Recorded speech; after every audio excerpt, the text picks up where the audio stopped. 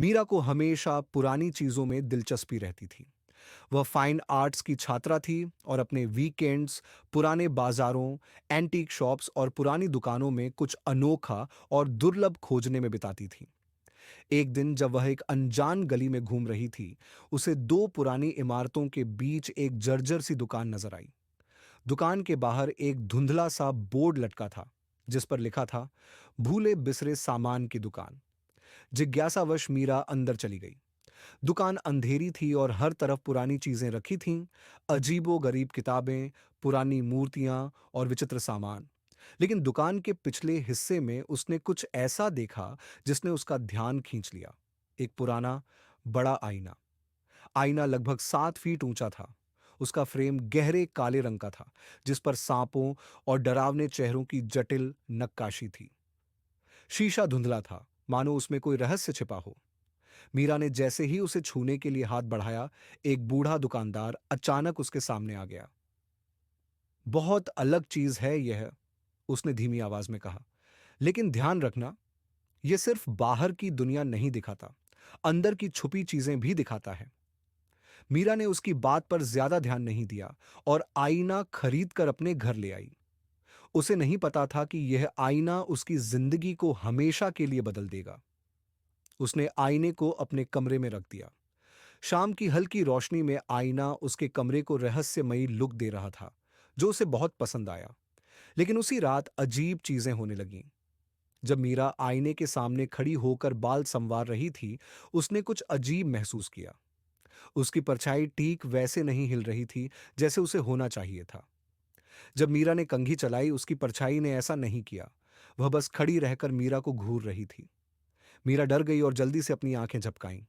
परछाई फिर सामान्य हो गई। शायद थकान की वजह से ऐसा लग रहा है, उसने खुद को समझाया। लेकिन उसके दिल में हल्का डर बैठ गया। आने वाले दिनों में अजीब घटनाएं बढ़ती गईं। कभी उसे आईने के पास फुसफुसाहटें सुनाई देतीं, तो कभी ऐसा लगता जैसे आईना उसे देख रहा हो। एक रात उसने हिम्मत करके आईने के पास जाकर ध्यान से सुना।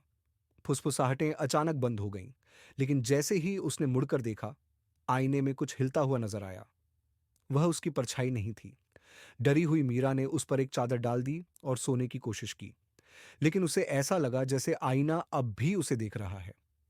अगले दिन उसने आईने के बारे में जानकारी जुटाने की कोशिश की।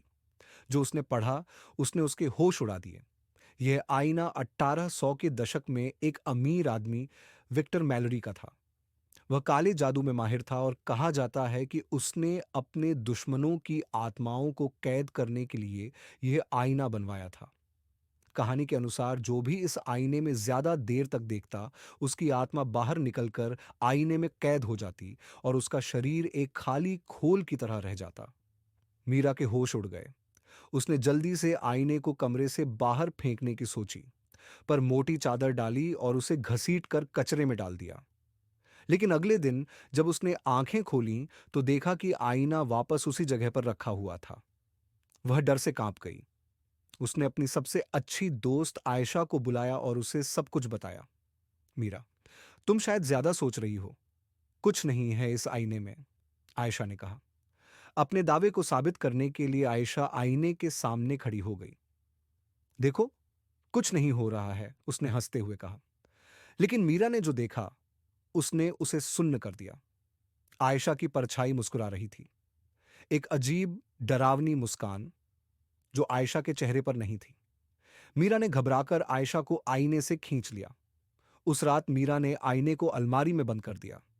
लेकिन ठीक रात के 3 बजे अलमारी का दरवाजा अपने आप खुल गया। आईना हल्की रोशनी में चमक रहा था। और फिर मीरा ने उसमें जो देखा, उसने उसे जड़ कर दिया। आईने के अंदर उसकी परछाई अकेली नहीं थी।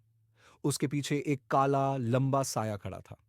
उसकी आंखें खाली और चेहरा एक डरावनी मुस्कान में खिंचा हुआ था।